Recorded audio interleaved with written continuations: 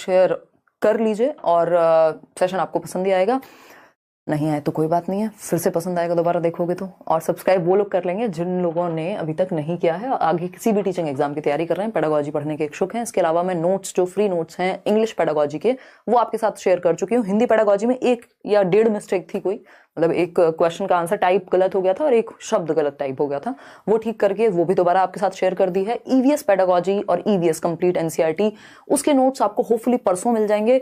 English और हिंदी वाले तो परसों मिल ही जाएंगे, इंग्लिश वाले आपके पास पहले से हैं बट वो भी अपडेटेड फॉर्म में मिल जाएंगे। और फिर मैथ्स पेडागोजी के नोट्स, तो लगभग हर सब्जेक्ट के नोट्स आपको मिल जाएंगे। ये सारे नोट्स फ्री हैं। टेलीग्राम चैनल आपको पता ही है जहां से डाउनलोड करने हैं, लेट्स लर्न स्क्वाड। स्टार्ट करते हैं, होपफुली आप एकदम तैयार होंगे और दिल थाम के बैठिएगा क्योंकि आज का सेशन इंपॉर्टेंट होने वाला है। डरना नहीं है, छोड़ देना है कि मैथ्स है, जस्ट समझो ये पेडागोजी है, बस मैथ्स के कॉन्टेक्स्ट में पेडागोजी है।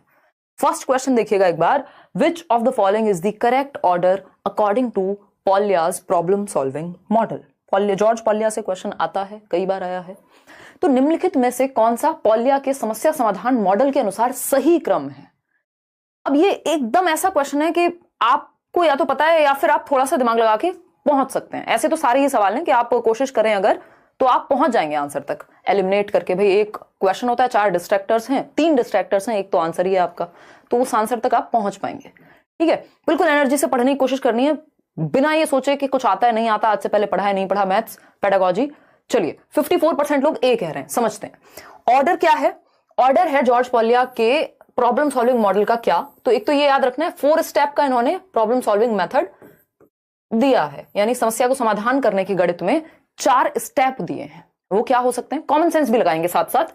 अंडरस्टैंड द प्रॉब्लम, यानी समस्या आप पहचान पाए।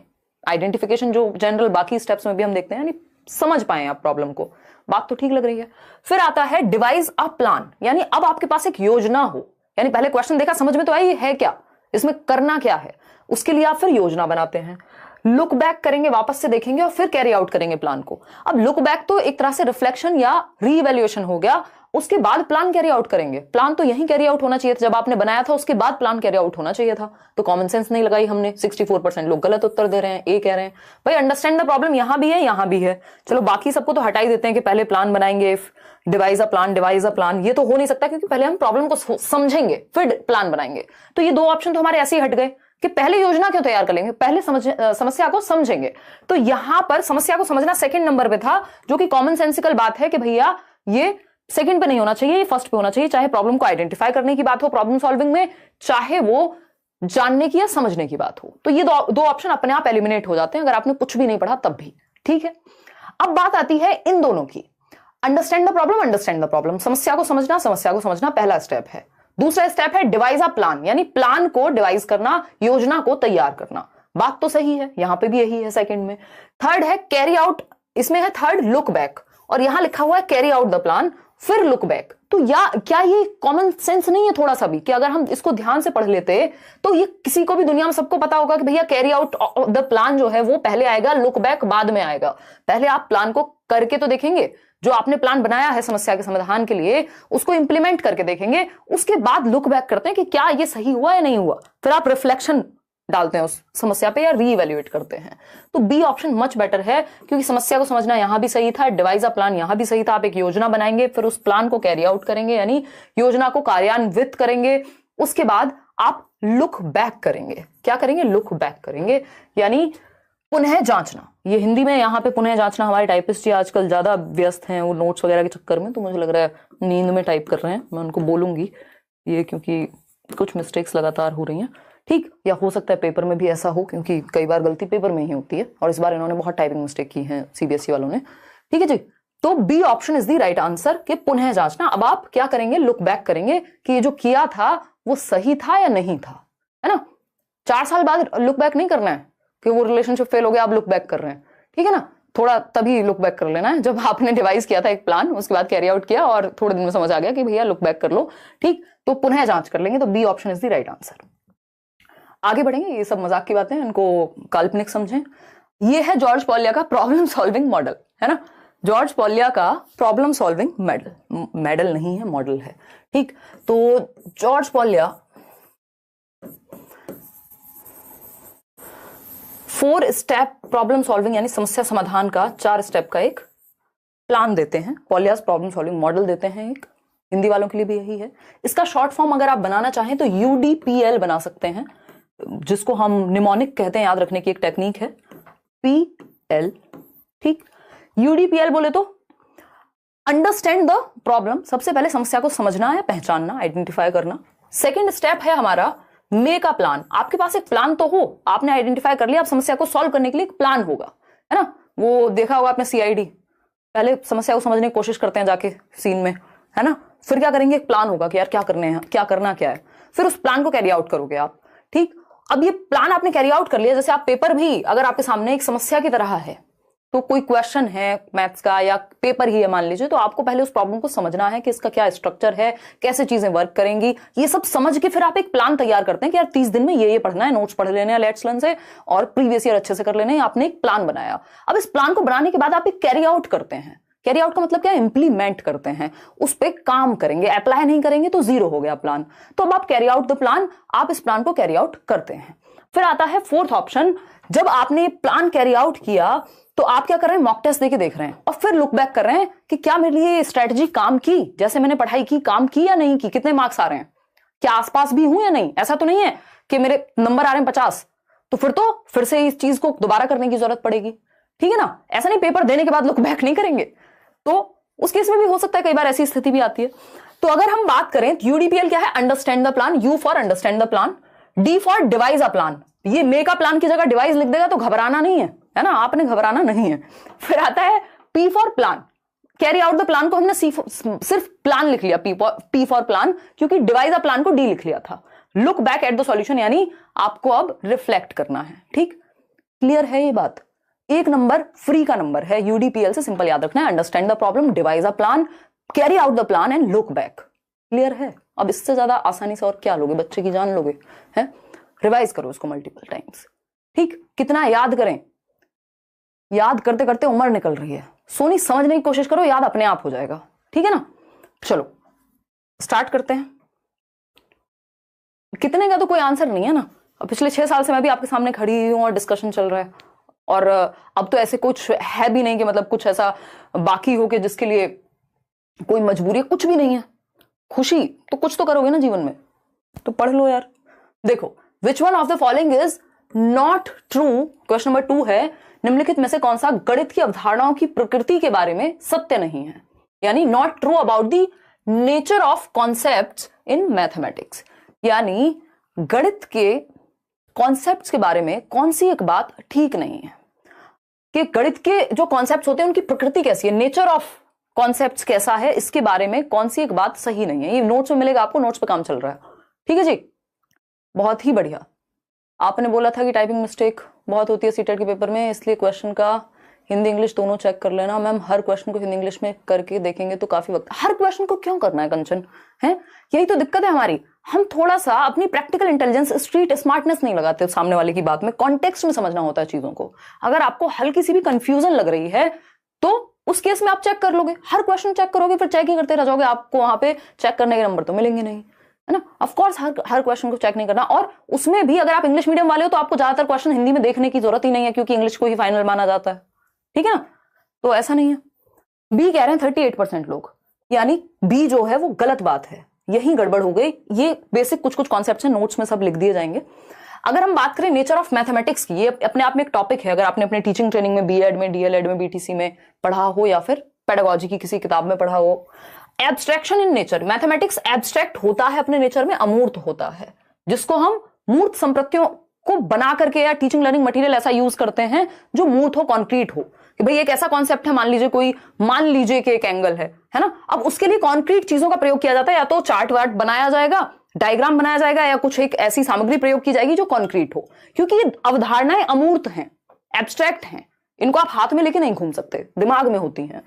हायरार्किकल इन नेचर, बिल्कुल फैक्चुअल बात है कि ये भी गणित की अवधारणाओं का एक क्या है, कॉन्सेप्ट है या नेचर है, कि ये हायरार्किकल होती हैं, श्रेणीबद्ध होती हैं, जिसको एनसीएफ कहता है टॉल शेप ऑफ मैथमेटिक्स, के एक दूसरे से जुड़ी हुई होती हैं, एक दूसरे से जैसे जैसे आप आगे बढ़ते जाते हैं कॉम्प्लेक्स होती जाती हैं, और जो पीछे वाली चीज है, पीछे वाली जो चीज है वो इसमें ऑलरेडी इंक्लूडेड होगी। जैसे आप 6th क्लास में जो चैप्टर, मान लीजिए सेम चैप्टर पढ़ रहे हैं, ज्योमेट्री है, जो भी चैप्टर है, और उस केस में आप या अलजेब्रा पढ़ रहे हैं, अगर आप बेसिक इक्वेशन आप जान रहे हैं, तो उसमें वो कॉम्प्लेक्सिटी का लेवल नेक्स्ट क्लास में और बढ़ जाएगा। तो हायरार्की का मतलब होता है सिंपल टू कॉम्प्लेक्स जाना, जो कि सही बात है। लॉजिकल इन नेचर, बिल्कुल तर्क संगत एक विषय है, लॉजिकल नेचर का विषय है बिल्कुल, चाहे वो रीजनिंग हो, मैथ्स हो, साइंस हो। कॉन्क्रीट इन नेचर, ये बात गलत है। मैथमेटिक्स का जो नेचर है वो अपने आप में कॉन्क्रीट नहीं है, आपको मूर्त सामग्री के थ्रू टीचिंग लर्निंग मटेरियल्स का सहारा लेकर के इसको मूर्त संप्रत्ययों के रूप में समझाना पड़ता है, जो कि एब्स्ट्रैक्ट कॉन्सेप्ट्स होते हैं। तो ये अपने आप में कॉन्क्रीट नहीं है, ये अपने आप में एब्स्ट्रैक्ट है, इसका जो नेचर है कॉन्क्रीट हम बनाते हैं।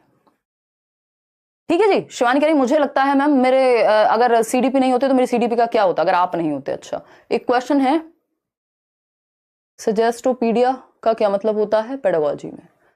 डी सजेस्ट, कुछ तो गड़बड़ है। एक बार शिवानी, ये मैं समझ नहीं पा रही हूँ कि आप एग्जैक्टली क्या पूछ रहे हो, या तो कमेंट में पूछ लेना या फिर इसका स्क्रीनशॉट ले लो, एक बार देख लेंगे कि आप एग्जैक्टली क्या पूछ रहे हैं।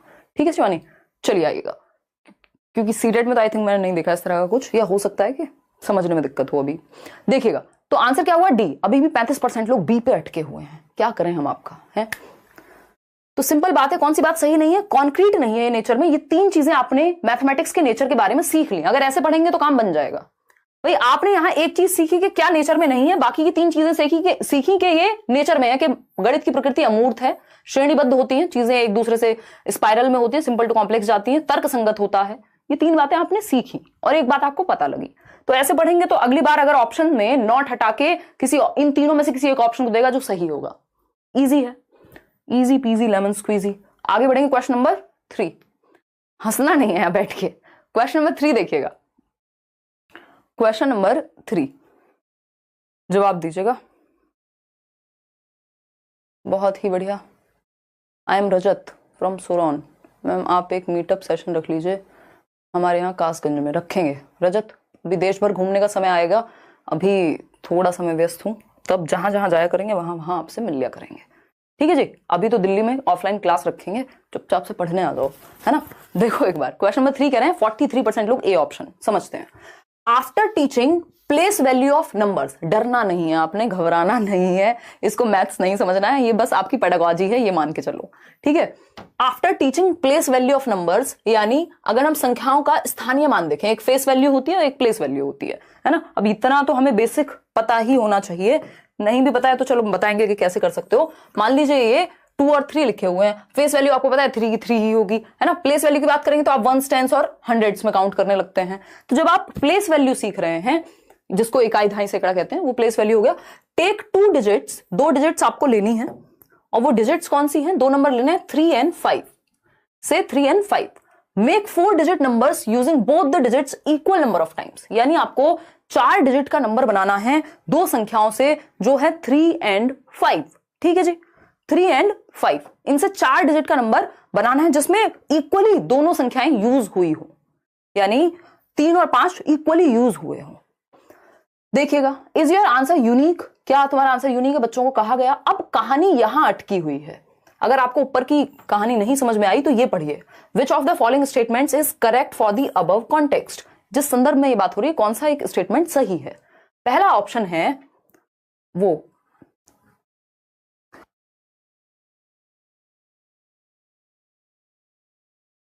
देखिएगा, अगर हम बात कर रहे हैं तो फर्स्ट ऑप्शन है it is an open ended question and gives opportunities to students to analyse and critique each others responses, यानी यह एक खुले सिरे वाला प्रश्न है, मुक्त उत्तर वाला प्रश्न है, और छात्रों को आपस में एक दूसरे के उत्तरों का विश्लेषण और आलोचना करने का अवसर प्रदान करता है। बात तो सही है। बी ऑप्शन है it is an example of close ended. देखो ये क्लोज एंडेड नहीं हो सकता। क्लोज एंडेड में क्या होता है? यस और नो, एक सही आंसर होता है क्लोज एंडेड में। जैसे एमसीक्यूज क्या है? क्लोज एंडेड है, 4 में से एक ही उत्तर सही होगा जो आपको 1 नंबर दिलवा दे।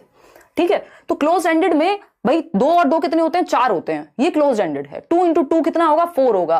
2 3 जा कितना होगा? 6 होगा। ये क्लोज एंडेड है, इसमें आप कुछ कर नहीं सकते, वो होगा ही। ठीक, तो ये क्लोज एंडेड में एक सही उत्तर होगा, जैसे fill in the blank, MCQs या फिर मैच द फॉलोइंग, ये सब क्लोज एंडेड है। ठीक, फिर आता है C option, multiple responses to a question should be discouraged, यानी यदि आप एक गणित में अनेक उत्तर देने वाले प्रश्नों को हतोत्साहित करेंगे, जबकि हमें मल्टीपल पर्सपेक्टिव्स को बढ़ावा देना है, रट्टे थोड़ी लगवाने हैं एक उत्तर के, तो ये तो बात गलत हो गई दोनों ही। It is an example of contextual question. कौन से संदर्भ की बात हो रही है सरकार? कौन सा संदर्भ है यहाँ? कोई ऐसा स्थिति दी है, कोई रियल लाइफ सिचुएशन दी है, कॉन्टेक्स्ट की तो कोई बात नहीं है। ठीक, तो एक ही उत्तर यहां सही लग रहा है, उसको भी समझेंगे। It is an open ended question and gives opportunities to students to analyse and critique each others responses. यह एक मुक्त उत्तर वाला प्रश्न है और छात्रों को आपस में एक दूसरे के उत्तरों का विश्लेषण और आलोचना करने का अवसर प्रदान करता है। क्यों? सिंपली देख लेते हैं एक बार। अगर हम बात करें 2 और 3 दिया, कितना नंबर है? 3 और 5। 3 और 5 से 4 डिजिट नंबर हमको बनाना है। 4 डिजिट नंबर आपको बनाना है 3 और 5 का प्रयोग करके। ठीक है जी। अब 3 और 5 का प्रयोग करें इक्वल नंबर ऑफ टाइम्स, दोनों बराबर के यूज होने चाहिए। एक तो आ गया 3 5 3 5, है ना? और क्या आ सकता है? 5 5 3 5 5 5 3 3। इसी तरह से इनको, और ये ओपन एंडेड हो गया, कोई इसका एक आंसर नहीं है। अलग अलग बच्चे अलग अलग इसकी प्रोबेबिलिटी बनाएंगे और फिर कहेंगे तेरा गलत है, या तूने ऐसे नहीं, इसको तो ऐसे भी कर सकते थे, तो क्रिटिक भी कर पाएंगे एक दूसरे को। तो ये क्या हुआ? इसकी बहुत सारी प्रोबेबिलिटी हो जाएंगी, कैसे भी खेलते रहो उसके साथ। तो ये क्या हुआ? ये ओपन एंडेड हुआ, इसका कोई एक सही उत्तर नहीं है, बच्चों को इस पर चर्चा करने का मौका मिलेगा। A option is the right answer over here. आगे बढ़ेंगे। क्वेश्चन नंबर 4 लेंथी हो सकता है क्वेश्चन, घबराना अगेन नहीं है। क्वेश्चन नंबर 4 पढ़िएगा और बताइएगा एक बार। पूछे मैडम। फोन नहीं दे सकते आपको, चार्ज हो रहा है। ओ गॉड, लो जाओ, क्या याद रखोगी, बहुत बड़ा दिल है। लो देखिएगा, फटाफट से बताओ और जवाब दो, पढ़ो एक बार।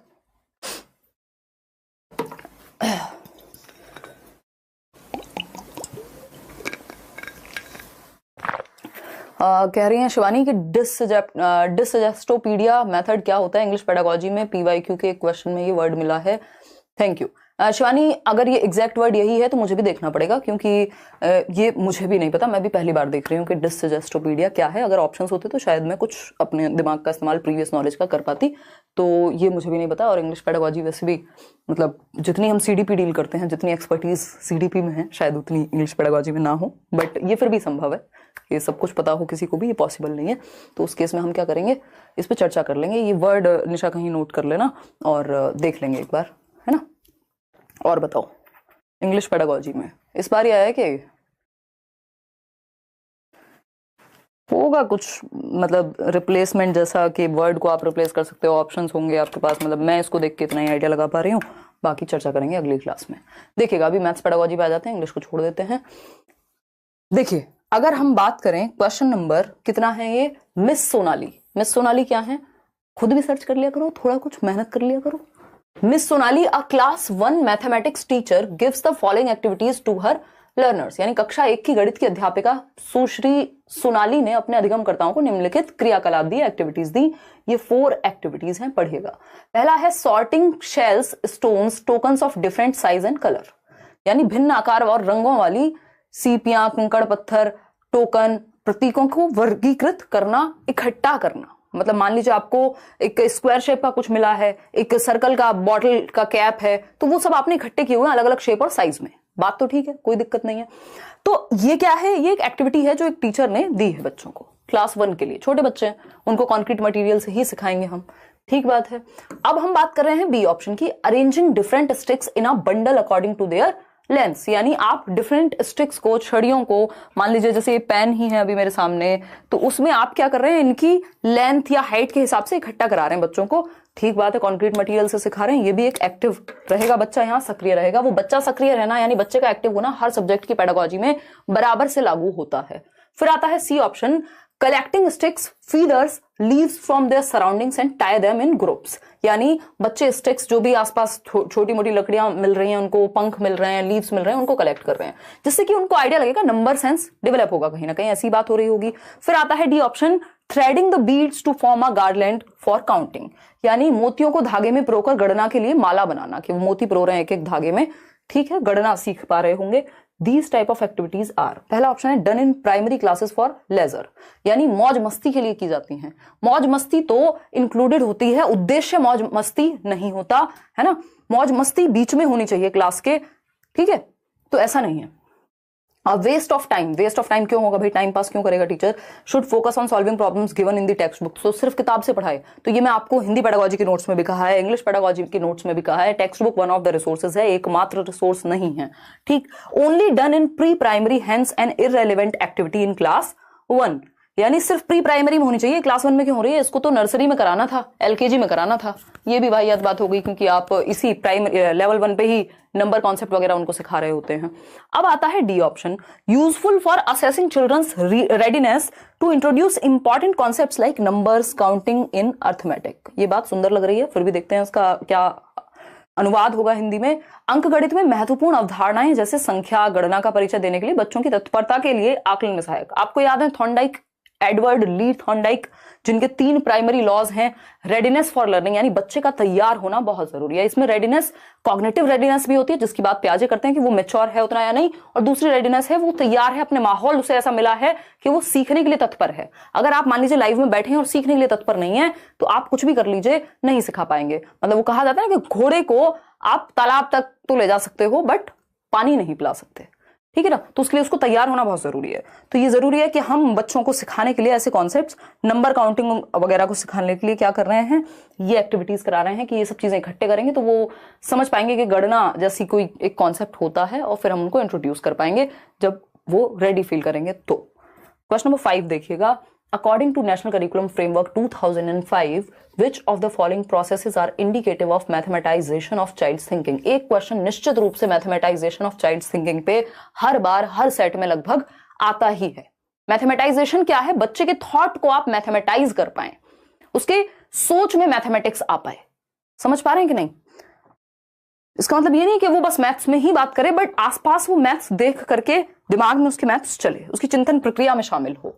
तो राष्ट्रीय पाठ्यचर्या रूपरेखा जो एनसीएफ 2005 डॉक्यूमेंट है आपका, उसके अनुसार कौन सी प्रक्रियाएं बच्चे के चिंतन के गणितीकरण की सूचक हैं कि अब बच्चा जो है वो मैथमेटिकली सोचने लगा है। पहला ऑप्शन है mathematical communication only through a formula, सिर्फ फॉर्मूला के थ्रू। देखो बच्चा एक्टिव है क्या फॉर्मूला में, ये तो रटने वाली भी बात हो गई। और दूसरा, इसका मतलब ये कब से हो गया कि मैथमेटाइजेशन ऑफ थिंकिंग का मतलब है सिर्फ फॉर्मूला? तो ये तो रटना हो गया, रोट मेमोराइजेशन है, रटने से बचना है। सारे पेडागोजी के फंडे हर सब्जेक्ट में पेडागोजी में सेम लगते हैं, ठीक है? बी ऑप्शन पढ़िए, जवाब दीजिए। इससे भागना नहीं है मैथ से, सिर्फ ये 30 क्वेश्चन सॉल्व कर लो, अपने आप डर निकल जाएगा पेडागोजी का, ठीक है? आस्था कुशवाहा कह रही है, ma'am I need help, my family toxicity, I can't focus on study, I feel so helpless, my age is 21, I want a government job but for that we need to study hard. Aastha tuition पढ़ाइए, library में जाके बैठिए, उनको समझाइए, नहीं समझ में आ रहा हो कहिए कि नहीं रहना, what ever it is, but अगर इतना चाहते हैं तो आप तरीके निकालिए, है ना? लाइब्रेरी बैठिए 6 घंटे 8 घंटे जाके, 2 घंटे ट्यूशन पढ़ाइए, अपना खर्चा निकालिए और करिए। जब इतनी आग है तो तरीके बहुत हैं, ठीक है जी? चलिए आइए, क्योंकि समस्याएं सबके साथ कुछ ना कुछ हैं, समस्याएं कोई नहीं पूछता, मैं बिल्कुल समझ सकती हूं, बट समझने से होगा क्या, है ना? चलिए आते हैं। अगर हम बात करें सी ऑप्शन की तो 89% लोग कह रहे हैं सी ऑप्शन, समझते हैं। चलिए, बी ऑप्शन है solving the problem using formal procedures and checking the answers for an answer की। अगर आप सिर्फ फॉर्मल मानक क्रियाएं जो हैं उन्हीं स्टेप्स को ही चेक करते रहेंगे तो इसमें थिंकिंग प्रोसेस की बात नहीं हो रही, बच्चा एक्टिव नहीं है यहां। Estimating the weights of different objects in surroundings and discussing the answers with peers and teachers, यानी आसपास की भिन्न भिन्न वस्तुओं के भार का अनुमान लगाना और उत्तरों पर सहपाठियों तथा शिक्षकों के साथ विचार विमर्श करना। यानी हम ये कह सकते हैं कि जो भी आसपास भिन्न वस्तुएं पड़ी हुई हैं या आसपास रखी हुई हैं, मान लीजिए ये बॉटल है, ये माउस है, कोई रिमोट है, तो अनुमान लगाना क्या इसका कितना वेट हो सकता है, ठीक? इसमें क्या है भाई, चारों ऑप्शन में बच्चा सबसे ज्यादा एक्टिव है सी ऑप्शन में। अगर आपको गणित नहीं भी आता, आपको बच्चे को एक्टिव ढूंढना है तो ये उत्तर ज्यादातर चांसेस हैं, 99% चांस है कि यही सही होगा जिसमें बच्चा ज्यादा एक्टिव है, ठीक? Doing an activity on addition following the strict prescribed instructions. देखो स्ट्रिक्ट लिखा हो, रिजिड लिखा हो, लेबल करना, सेग्रीगेट करना, ये सब नेगेटिव बातें हैं। फ्लेक्सिबिलिटी चाहिए, स्ट्रिक्टनेस नहीं चाहिए। तो C option is the right answer over here. आगे बढ़ेंगे, क्वेश्चन नंबर 6। अब इसके लिए आपको एनसीएफ पढ़ा हो ये जरूरी नहीं था, बस आपको बच्चे के भले के बारे में पता हो। क्वेश्चन नंबर 6 देखिए और जवाब दीजिएगा। बताइए लोटस क्या कह रहे हैं? अच्छा, कहना लोटस पे गेम खेलो, लोटस आपको ब्लॉक कर देंगे हम, ये फालतू की एडगिरी नहीं चलेगी यहाँ पे, ठीक है ना? ऐसी हरकतें नहीं करनी है लोटस, ये गलत बातें होती हैं, पढ़ लेने दो इन्हें। वैसे ही गेम खेल खेल के लास्ट में याद आ रही है इनको कि पढ़ लें, हैं? दिल पे नहीं लेनी भाई कोई भी बात। देखो अब इस टाइम पे एक्सटर्नल इंटरनल सब तरह की मोटिवेशन देनी पड़ेगी आपको, तभी आप पढ़ पाओगे। अगर हम बात करें 6th क्वेश्चन की तो NCF 2005 the shape of mathematics education has become taller and more spindly rather than broad and rounded। This means what, यानी जो एनसीएफ है, राष्ट्रीय पाठ्यचर्या की रूपरेखा 2005 है, जो बताता है कि कैसे किस सब्जेक्ट के साथ डील करें, क्या तरीके हों जिससे हम करिकुलम बना पाए, तो ये कह रहा है कि जो गणित शिक्षा का आकार है वो चौड़े और गोलीय होने के स्थान पर ज्यादा ऊंचा होता जा रहा है, तकुआकार होता जा रहा है, यानी टॉल होता जा रहा है। अब इसके बारे में आपका क्या विचार है? तो आपको एक तो ये चीज समझनी है कि has become taller and more spindly rather than broad and rounded, कि होना कैसा चाहिए था, ब्रॉड और राउंडेड होना चाहिए था, बट ये टॉल होता जा रहा है। तो अगर टॉलर शेप ऑफ मैथमेटिक्स आपने कभी भी पढ़ा है, जो कि पहले पेपर में ऑफलाइन में भी इतनी बार आ चुका है, ऑनलाइन में भी देख ही रहे हैं आपके आया हुआ है, तो इससे आप बच तो सकते नहीं है।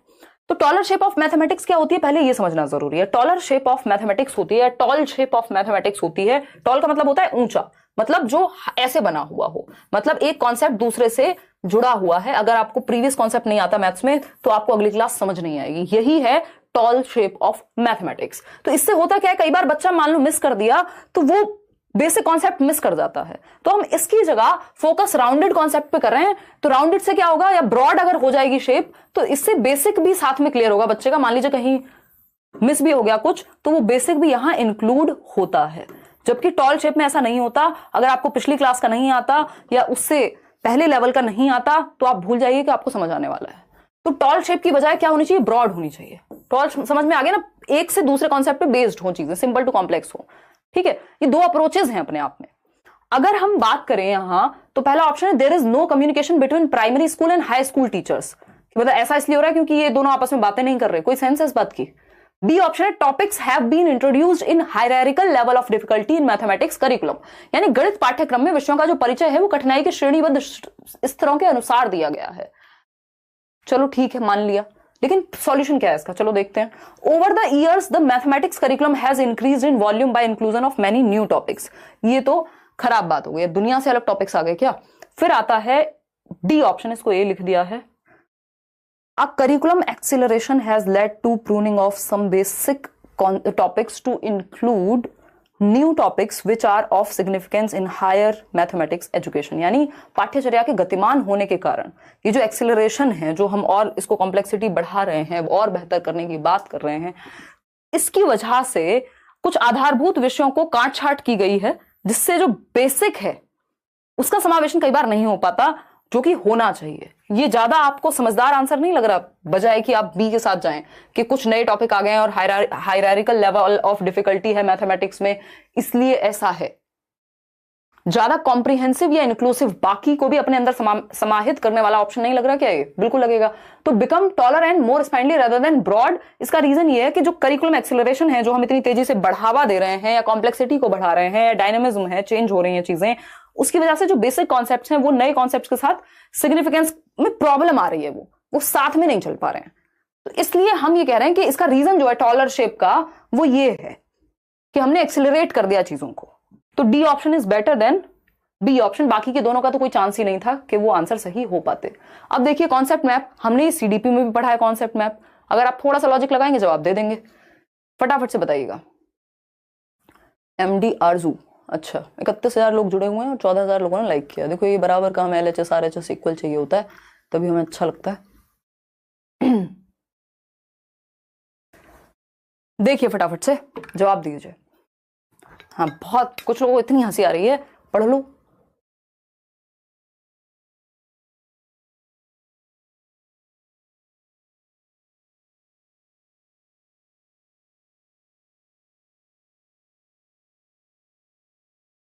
ये आप लोगों की चैट को पढ़ पढ़ के ना निशा को भी मजे आते रहते हैं ना, वो भी मुझे भटका रही है उल्टा, मुझे बता रही चैट में बातें क्या चल रही हैं। गॉसिप कर लेते हैं सब, यहाँ मिलकर पंचायत कर लेते हैं, छोड़ देते हैं पढ़ना। देखिए एक बार अगर हम बात करें क्वेश्चन नंबर 7 की, तो ये कहता है कॉन्सेप्ट मैप्स। कॉन्सेप्ट मैप्स क्या होते हैं? जिसमें एक कॉन्सेप्ट को हायरार्किकल मैनर में या फिर फ्लो चार्ट के द्वारा एक दूसरे से जोड़ करके समझा गया हो। Concept maps are commonly used in mathematics teaching, यानी इनको अवधारणाओं का जो मैप है, मानचित्र है, उसका प्रयोग किया जाता है मैथमेटिक्स में। Which of the given statements are true about concept maps, यानी कॉन्सेप्ट मैप्स के बारे में कौन सा एक स्टेटमेंट सही है, बताइएगा एक बार फटाफट से। क्या लगता है आपको? डी ऑप्शन कह रहे हैं बहुत सारे लोग। ए ऑप्शन है it is a complex network depicting the relationship between all the sub concepts of the concept. बात सही है कि यह एक जटिल जाल तंत्र है जो कि एक अवधारणा की सभी उप अवधारणाओं के बीच संबंध को दर्शाता है। कॉन्सेप्ट मैप क्या है? मान लीजिए आपने प्याजे पढ़ा है ना, इसको आप मैथमेटिक्स में एडिशन से जोड़ सकते हैं कि अच्छा इसमें ये वाली प्रॉपर्टी यूज होती है, इस चैप्टर को आप ऐसे समझ सकते हैं। मान लेते हैं आपने प्याजे पढ़ा, ठीक, प्याजे में आपने 4 फैक्टर्स होते हैं और 4 होती हैं स्टेजेस, ठीक, फिर उसमें भी आपने समझा कि 4 स्टेजेस कौन सी होती हैं एसपीसीएफ, फिर किसमें किसकी कौन सी प्रॉपर्टी है, ठीक, फिर यहाँ पे जो 4 फैक्टर्स थे एमईएससी, इनको समझा, फिर यहां से इक्विलिब्रेशन से निकला क्या कि अडेप्टेशन और ऑर्गेनाइजेशन क्या है, फिर अडेप्टेशन में 2 चीजें हैं, वो क्या है? एसिमिलेशन और इंक्लूजन है। बन गया आपका कॉन्सेप्ट मैप, जिसको आप माइंड मैप भी कह देते हैं। मतलब एग्जैक्ट तो नहीं है, माइंड मैप थोड़ा सा किसी छोटी चीज को लेकर के भी हो सकता है, कॉन्सेप्ट एक कॉन्सेप्ट को लेकर के होगा, ठीक है ना। तो इस केस में ये क्या करता है, एक जाल बन जाएगा रिलेशनशिप्स आपस में, कॉन्सेप्ट के अंदर सब कॉन्सेप्ट्स के क्या रिलेशनशिप है, ठीक है जी, सही है बात। It is a linear arrangement of all the sub concepts of the concept. क्या ये लीनियर लग रहा है आपको? ये स्पाइरल नहीं है अपने आप में, लीनियर होता है सीधी रेखा बस, अच्छा 1 के बाद 2, 2 के बाद 4, खत्म, ठीक। ये लीनियर तो कहीं से नहीं लग रहा है, एक सीधी रेखा में नहीं है, कॉम्प्लेक्स है अपने आप में, एक से दूसरी चीजें पिरोई हुई होती हैं इसमें, तो ये लीनियर नहीं है। They can be used as diagnostic tools to identify difficulties in learning that students are facing. यानी इनको हम यूज कर सकते हैं कि बच्चों को दिक्कत कहां हो रही है। जब आप डायग्नोस कर रहे हैं कि अच्छा इस स्तर पे दिक्कत है बेटा, यहां दिक्कत है, ये वाली चीज को समझने में दिक्कत है, इसको ही नहीं समझ पाए थे इसलिए ये समझ नहीं आया था। डायग्नोस करना मतलब गैप को पता लगाना, बात तो सही है। They help a teacher to gain new insights into the nature of mathematics. भाई टीचर को भी क्या है, नए इनसाइट्स मिल जाएंगे मैथमेटिक्स के बारे में। 3 ऑप्शन सही हो सकते हैं और ये तीसरा हमें पॉजिटिव भी लग रहा है। तो आंसर क्या हो गया हमारा? ए भी सही है, बी गलत है, ए, सी और डी। ऑप्शन है ऐसा कहीं? है हमारे पास डी ऑप्शन। तो इन क्वेश्चन से अगर हम बच के भाग जाएंगे तो कोई क्वेश्चन तो करेंगे हम पेपर में कि नहीं, बताओ एक बार। तो D option is the right answer over here. आगे बढ़े, देखिएगा एक छोटा सा तो नहीं कहेंगे, पता नहीं आप देख पा रहे होंगे इसमें या नहीं, जब पीडीएफ आपको मिल जाएगा ये टेलीग्राम पे और इसके मॉक टेस्ट भी मिल जाएगा आपको इस सेशन का करियर ऐप पे, और फ्री होगा वो मॉक टेस्ट, तो आप एक बार देख सकते हैं उस चीज को। अच्छा एक और मॉक टेस्ट का एक पैकेज भी है, फ्री वाले मॉक टेस्ट भी हैं, और आई थिंक एक 99 रुपीज का एक मॉक टेस्ट की सीरीज, पूरी टेस्ट सीरीज जैसी लॉन्च की है, तो वो भी आप एक बार चेक कर लेना। करियर ऐप डाउनलोड करके कहीं और मत फंस जाना बस, है ना। अब तो कहते हुए डर लगता है, पता नहीं कौन कहां किस तरफ भटका दे आपको। देखिएगा इसमें सब तुक्के लगा रहे हैं, समझते हैं। अगर आप इसको देख पा रहे हैं पहले तो वही जरूरी है। देखिएगा अगर हम समझने का प्रयास करें तो यहां पे देखेंगे फॉर्मेटिव असेसमेंट, रचनात्मक आकलन होता किस लिए? फीडबैक के लिए। रचनात्मक आकलन की अगर हम बात कर रहे हैं, एफए जिसको हम कह रहे हैं, तो देखेंगे children memorising the facts and are assessed through written test. ये कहां हो सकता है? चाइल्ड सेंटर्ड में नहीं, बिल्कुल नहीं होगा। टीचर सेंटर्ड में ऐसा हो सकता है कि बच्चे क्या हैं, रट्टे लगा रहे हैं क्योंकि टीचर ने कह दिया है। तो पहले पहला ऑप्शन ही पढ़ लिया करो, उसके हिसाब से अगर समझ में आ जाए तो ईजी हो जाएगा। पहले ऑप्शन पढ़ लिया आपने तो अब आपको पता है कि टीचर सेंटर्ड के बारे में बात हो रही है, तो बी का फर्स्ट होना चाहिए। बी का फर्स्ट कहीं दिख रहा है आपको? 2 जगह पे दिख रहा है बी का फर्स्ट। बी का फर्स्ट ऑप्शन 2 जगह पे दिख रहा है, यानी 3 जगह पे दिख रहा है बल्कि, है ना। कई बार तो ऐसा होता है इसी से सारा क्वेश्चन सॉल्व हो जाता है, बाकी और कहीं होता ही नहीं। तो बी का 4th वाला, चलो एक ऑप्शन तो एलिमिनेट हुआ कम से कम। बी ऑप्शन देखते हैं, ये तो होगा नहीं क्योंकि 4th तो सही नहीं हो सकता। टीचर सेंटर्ड हो गया ये। फॉर्मेटिव का भी पता करेंगे, children work both individually and in groups are assessed while doing activities. तो ये होता है चाइल्ड सेंटर्ड में, जहां टीचर और बच्चा दोनों ही एक्टिव होते हैं। ये बात हमने सैकड़ों बार पढ़ी है सीडीपी में भी, है ना। तो सी का क्या हो गया? Second option. सी का सेकंड कहीं दिख रहा है हमें? यहीं पे दिख रहा है सिर्फ, सी का सेकंड सिर्फ यहीं है, बाकी में है ही नहीं। सिंपल आंसर है, अगर आपको वो दोनों ये चेक भी नहीं करने तब भी आप आंसर तक पहुंच गए, है ना। इसी को स्मार्टनेस कहते हैं, जो थोड़ी सी मेहनत और समझ से आएगी। अगर आपके कॉन्सेप्ट्स ठीक डेवलप हुए हैं, आपने 4 ऑप्शन नहीं भी चेक किए तब भी आपको समझ में आ गया। और ये आपको लग रहा होगा कि अभी तो बड़ा कॉम्प्लेक्स है यार, बट ये खेलना आप सीख जाएंगे, थोड़ी प्रैक्टिस तो कीजिए। अगर हम बात करें यहां तो आपके टीचर सेंटर्ड हो गया, चाइल्ड सेंटर्ड हो गया। ग्रुप असेसमेंट का मतलब बच्चे ग्रुप में असेस कर रहे हैं एक दूसरे को, तो helps to assess social skills and cooperative learning process. एक दूसरे की सामाजिक जो भी स्किल्स हैं, साथ में कैसे कोऑपरेट कर रहे हैं, ये सब सीख पाएंगे। फॉर्मेटिव असेसमेंट के लिए एक ही उत्तर बचा है, इसको चेक कर लेते हैं। 4th ऑप्शन होगा कि ये क्या लिखा हुआ है आपका, finds out what learning changes and progress has taken place in the child over a period of time in different subjects and other dimensions of personality। यानी स्कोलेस्टिक प्लस को स्कोलेस्टिक दोनों के बारे में आप पता कर पाए। फॉर्मेटिव असेसमेंट में ये चीज होगी, रचनात्मकता की बात होगी। तो A option is the only right answer over here. तो अगर आप सीडीपी अच्छे से पढ़ रहे हैं तो ईश्वर की दुआ से आपका पेपर जो है वो निकल जाएगा, क्योंकि बाकी सब्जेक्ट्स की इतनी प्रैक्टिस तो आप कर ही लेंगे मेरे ख्याल में। क्वेश्चन नंबर 9 देखिएगा। Question number 9। शुरुआत में मैंने थोड़े से मुश्किल क्वेश्चन डाले हैं ताकि आपका जो एनर्जी है उससे वो बनी रहे, बात तक जाते जाते अपने आप इजी हो जाएंगे। और यही पेपर में करना है, छोड़ने नहीं है क्वेश्चन, क्योंकि आपको लग रहा होगा 4 क्वेश्चन मुश्किल है और आप डर गए, अरे मैथ्स तो बहुत मुश्किल है। आगे देखोगे तो हो सकता है 8 इजी भी आए, ठीक है ना। चलिए आगे बढ़ते हैं और समझने का प्रयास करते हैं।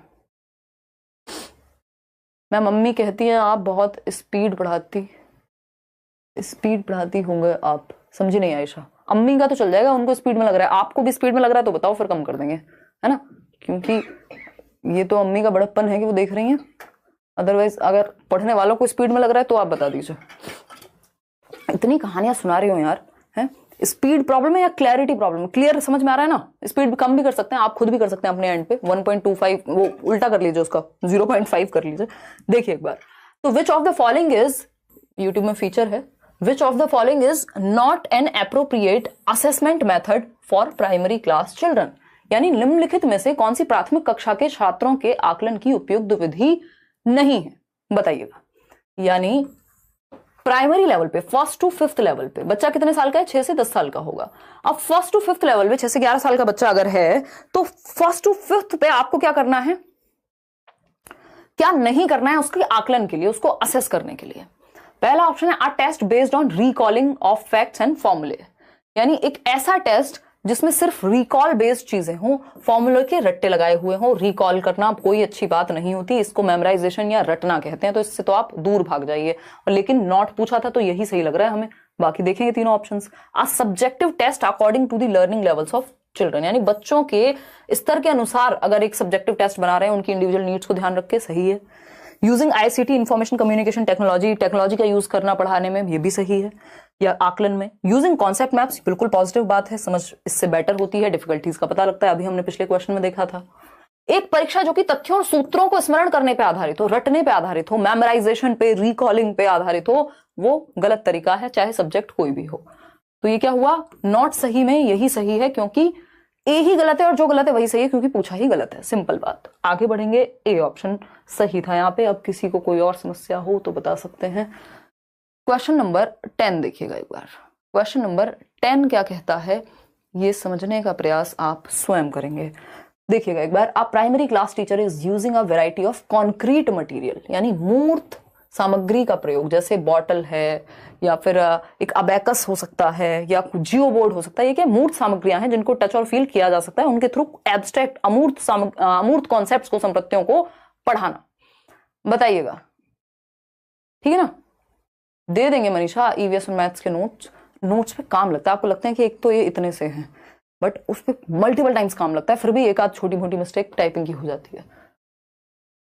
इतने सारे प्रिंट हो गए घर में इकट्ठे, जिसमें वो बार बार प्रूफ रीड कर करके उसमें से कुछ चीजें हटानी है, लगानी है, ये सब, तो कोई दिक्कत नहीं है, मिल जाएंगे एक एक करके। बताइए फटाफट से। ओवर जनरलाइजेशन कहते हैं अयान, उसको क्या समस्या आ रही है? मैराथन कराएंगे जल्दी, जैसे आपको नोट सारे मिल जाएंगे 1st वीक ऑफ दिसंबर में। चलिए, ए ऑप्शन कह रहे हैं 50% लोग। चलिए समझते हैं क्या कहानी है। अगर हम बात करें तो बात हो रही है किसकी, कॉन्क्रीट मटेरियल की। टू टीच, यानी concrete material, teaching learning material, जिसमें आप चार्ट्स वगैरह ले जा सकते हैं, वो चीजें जिनको टच फील किया जा सके। तो डाइंस ब्लॉक पढ़ा क्या रहे हैं पहले तो ये देखना जरूरी है ना। To teach place value, place value वही आपका कि इकाई, दहाई, सैकड़ा क्या है, उस तरह से समझाने के लिए तो डाइंस ब्लॉक का यूज करेंगे। Bundles of match sticks unburned, यानी जो माचिस की तिल्लियां बिना जली हुई, क्योंकि जली हुई माचिस की तिल्ली में कैसे प्लेस वैल्यू समझाओगे, है ना भाई। अगर बिना जली हुई नॉर्मल माचिस की तिल्लियां तो आप लगा के दिखा दोगे, अच्छा ये जो है तीसरे नंबर पर, ये इकाई पे है, ये दहाई पे है, ये वंस पे है, ये टेंस पे है, अच्छा इसका फेस वैल्यू क्या है, अच्छा ये ऐसे देखें तो एक अपने आप में इसकी वैल्यू है। तो ये क्या हुआ, ये आप सिखा सकते हो। डाइंस ब्लॉक में भी यही होता है कि आप प्लेस वैल्यू के लिए, चाहे दिमाग में याद भी रख सकते हैं आप कि प्लेस वैल्यू के लिए, डेसिमल वगैरह के लिए भी डाइंस ब्लॉक का यूज कर लिया जाता है। ये क्या है, टीचिंग लर्निंग मटेरियल से मैथ्स के, ये भी आपको नोट्स में मिल जाएंगे। Fake currency notes, fake currency note से आप कैसे प्लेस वैल्यू समझाओगे? अब 10 रुपए का नोट है, उसमें से 0.5 करके फाड़ के थोड़े ना दिखाओगे, तो पॉसिबल नहीं है। अबैकस का प्रयोग डिवीजन को छोड़ के कैलकुलेशन में, नंबर काउंटिंग वगैरह में यूज किया जाता है, मल्टीप्लिकेशन में भी। तो अबैकस भी यहां काम में नहीं आएगा, क्योंकि बात किसकी हो रही है, प्लेस वैल्यू की हो रही है। तो वो पॉइंट्स में कैसे दिखाओगे अबैकस में चीजें, या मतलब टेंस और वंस के प्लेस पे कैसे दिखाओगे? Which of the following represents appropriate classification of the concrete material? कौन सा जो है वो सही है इस केस में? प्रोपोर्शनल है, बताइएगा। A and D are proportional, तो डी तो नहीं है। A and B are proportional, कह सकते हैं कि प्रोपोर्शन दिखा सकते हैं, समानुपाती हैं।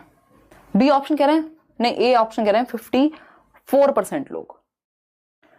ए कैसे कह रहे हो भाई? ए और डी समानुपाती हैं, इसका प्रयोग तो कर ही नहीं सकते ना आप अबेकस का। यहां पे प्रोपोर्शनल कैसे हुआ ये है? कैसे प्लेस वैल्यू पढ़ाओगे इससे? B option is the right answer. आगे बढ़ेंगे, क्वेश्चन नंबर 11 देखिएगा। बच्चे के आकलन की बात है, ये सीसीई आपका हर सब्जेक्ट में काम आ जाएगा।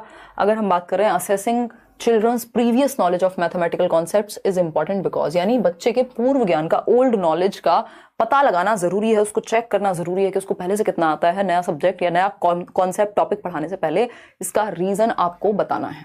फटाफट बताइएगा क्या रीजन होगा इसका। पहला ऑप्शन है it helps in memorising mathematical facts. कोई भी रीजन ये नहीं हो सकता कि बच्चे को रिकॉल कराना, मेमोराइज कराना, रट्टे लगवाना, इसलिए कोई भी पढ़ाई आज की डेट में नहीं करानी चाहिए। ये है बात, पेडागोजी में याद रखना है। Mathematics is integrated with other subjects, यानी मैथमेटिक्स जो है वो दूसरे सब्जेक्ट्स के साथ इंटीग्रेटेड है या नहीं। पूर्व ज्ञान इसलिए थोड़ी ना हम देख रहे हैं कि दूसरे सब्जेक्ट के साथ, ये मल्टी डिसिप्लिनरी की बात तो हो नहीं रही है यहाँ पे बात हो रही है पूर्व ज्ञान को चेक इसलिए करते हैं कि आगे कैसे पढ़ाएं। तो इस पे भी हमें डाउट है कि कम सही हो सकता है, फिर भी इसको छोड़ देते हैं। It is helpful in summative assessment. अब जहां पे एक्टिविटी कराई जा रही है, हम चेक कर रहे हैं बच्चों को पहले कितना पता है, आगे सिखाना है। समेटिव असेसमेंट तो जजमेंट के लिए होता है, ये तो फीडबैक के लिए है, प्रीवियस नॉलेज, ताकि आप टीचिंग लर्निंग को सुधरवा सकें। ये तो ईयरली और हाफ ईयरली एग्जाम हो गए कि इतने % मार्क्स आए। Mathematical concepts are hierarchical in nature, यानी प्रीवियस नॉलेज हम इसलिए टेस्ट करा रहे हैं क्योंकि जो गणित के संप्रत्य हैं वो हायरार्किकल हैं, एक दूसरे से जुड़े हुए हैं, सिंपल टू कॉम्प्लेक्स हैं। अगर बच्चों को पहले से नहीं आता, मान लीजिए जोड़ना भी, तो आप कैसे उसको आगे की कहानी सुनाएंगे, समझाएंगे? कैसे आप उसको मल्टीप्लिकेशन पे ले जाएंगे? कैसे आप उसको बाकी चीजें सिखा देंगे जब उसको बेसिक कैलकुलेशन भी नहीं आती? तो आप पहले प्रीवियस नॉलेज टेस्ट करते हैं कि ये है किस लेवल पे, उस हिसाब से फिर आप पढ़ाना शुरू करते हैं वहां से। ठीक, तो हायरार्किकल है अपने आप में गणित, इसलिए इसका रीजन ये है, ना कि इंटीग्रेट करेंगे दूसरे सब्जेक्ट के साथ। इसलिए थोड़ी ना प्रीवियस नॉलेज की टेस्टिंग इसलिए होती है कि आगे जो पढ़ा रहे हैं वो उसको समझ आएगा कि नहीं आएगा। तो डी ऑप्शन थोड़ा सा अगर आप लॉजिक लगाएंगे तो समझ में आ जाएगा। क्वेश्चन नंबर 12 देखिएगा, आसान सा सवाल है, बहुत ही इजी है। देखिएगा, कहता है सम ऑफ 6 and 7 is 13। 6 और 7 का जो जोड़ है, योग है, वो 13 है। It is an example of, यानी किस चीज का ये उदाहरण है? ये डेफिनेशन है। क्या ये एडिशन की डेफिनेशन दिख रही है आपको? खुद सोचो। क्या यहां पे ये बताया है कि ये जोड़ की परिभाषा है, योग की परिभाषा है? ऐसा कहीं लिखा है? कुछ दिख तो नहीं रहा।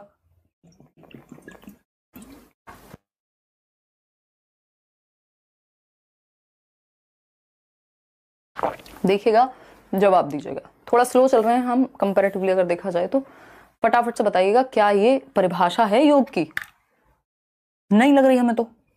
परिभाषा तो यहां कोई नहीं दी हुई। प्रपोजिशन है ये, ओपन सेंटेंस है या कंजंक्शन है? बताइएगा। ओपन सेंटेंस यानी मुक्त वाक्य। मुक्त वाक्य क्या होगा?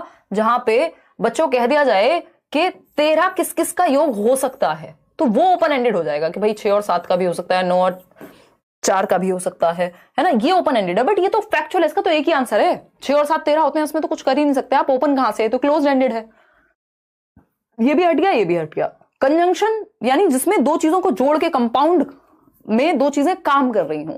यहां जोड़ने का मतलब कंजंक्शन बिल्कुल भी नहीं है कि दो को जोड़ दिया तो ये कंजंक्शन बन गया, है ना? कुछ साथ में जुड़े हुए दो टॉपिक हो, उसकी बात कंजंक्शन को हम जोड़ेंगे यहां पे। तो ये प्रपोजिशन है। अगर देखा जाए तो क्या है? ये साध्य है, प्रपोजिशन है कि साथ में जोड़ करके, अगर एक प्रपोजिशन, बेसिकली इसको ऐसे देखिएगा, जब आपको पता हो क्लियरली कि इसका एक ही डिक्लेरेटिव आंसर है कि ये करेंगे तो यही आएगा, तो वो प्रपोजिशनल कहलाते हैं मैथमेटिक्स की भाषा में। अब ये थोड़ा सा मैथमेटिक्स की लैंग्वेज वाली बात हो गई यहां पे, अदरवाइज ये कंफ्यूजिंग लग सकता है। तो जब ऐसी स्थिति हो, आपको पता है आंसर एक ही होगा, तो उसको प्रपोजिशनल कहेंगे, क्योंकि डिक्लेरेटिव नॉलेज वहां शो हो रही है। डिक्लेरेटिव क्या मतलब? डिक्लेयर कर दिया, 7 और 6 जो है 13 होते हैं। ठीक, तो बी ऑप्शन इसका सही होगा। ये थोड़ा सा फैक्चुअल है। क्वेश्चन नंबर 13 देखिएगा। एक क्वेश्चन हमें अभी तक फैक्चुअल मिला है जिसमें आपको बिल्कुल प्योर मैथमेटिक्स पता होना चाहिए। सयान क्या कह रहे हैं? WB टेट एग्जाम है इन 1 मंथ, 1 महीने पहले हर सब्जेक्ट मैंने पेडागोजी इंक्लूड किया था। पेडागोजी में 2 ऑप्शन में उलझ जाता हूं, क्या करें? सायन, ये बहुत ही नॉर्मल बात है सायन रॉय। और कि ऐसा होता है पेडागोजी में, बट आप प्रैक्टिस तो करिए, थोड़ा जो नोट्स मिल रहे हैं उनको भी यूज करिए, सीटेट के भी प्रीवियस ईयर करिए, क्योंकि मैंने सुना है कि सिलेबस सेम ही है। तो उस केस में जब आप कॉन्सेप्ट को समझने लगेंगे और देखेंगे कि पहला दूसरे से बेहतर है कि नहीं है ऑप्शन, सबसे बेस्ट कौन सा है, बच्चे की भलाई की बात कौन सा ऑप्शन कर रहा है, एक्टिव बच्चा कहां है, सबसे ज्यादा मौका कहां ज्यादा सीखने को मिलेगा, उस ऑप्शन की तरफ जाइए अगर आपकी ऐसी कंफ्यूजन बनती भी है तो। और फिर थोड़ा सा आप प्रैक्टिस से भी आपको ये अनुभव हो जाएगा कि कौन सा ऑप्शन आपको किस दिशा में लेके जा रहा है ना। क्वेश्चन नंबर 13 देखिए, विच of the following levels of cognitive domain are responsible for divergent thinking process. यानी कॉग्निटिव डोमेन की जब हम बात करते हैं, ब्लूम टेक्सोनॉमी पे आ जाइए, उसमें कितने 6 लेवल्स हैं, ठीक है, संज्ञानात्मक मतलब दिमाग से रिलेटेड। डाइवर्जेंट थिंकिंग प्रोसेस के लिए कौन सा एक पार्ट है, पॉइंट है कॉग्निटिव डोमेन का जो रिस्पॉन्सिबल है। नॉलेज तो बिल्कुल भी नहीं होगा, क्योंकि इसमें तो सीधा रिकॉल बेस्ड चीजें होती हैं, डेफिनेशन याद कर ली है ना, याद करने वाली चीजें होती हैं कि अच्छा फलानी जगह का नाम बताओ, अच्छा भारत की कैपिटल कौन सी है, तो आप फटाफट से बता दोगे अच्छा न्यू दिल्ली है, दिल्ली है, ठीक। फिर अगर हम बात कर रहे हैं एनालिसिस, इसकी कॉम्प्रिहेंशन की, कॉम्प्रिहेंशन में भी आप समझते हो, आपकी डाइवर्जेंट थिंकिंग प्रोसेस नहीं लगती, आपको समझाया जा रहा है और आप समझ रहे हैं, ठीक है।